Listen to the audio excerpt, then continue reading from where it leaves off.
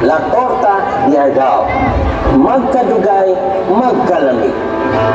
Torta is no longer just a delicacy, but is now a representation of our rich cultural heritage with an influence of the Spanish era, impeccable products of art, fostering deep connection among Argaoanans.